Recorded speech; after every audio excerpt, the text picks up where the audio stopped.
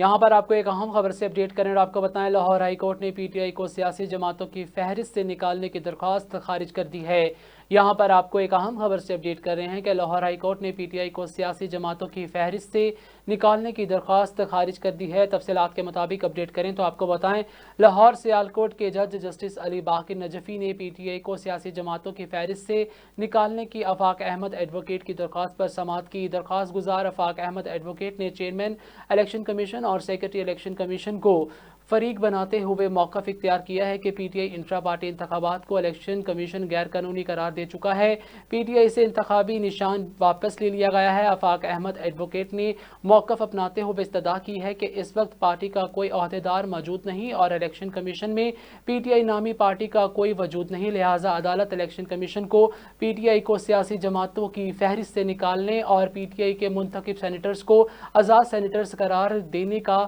حکم دے۔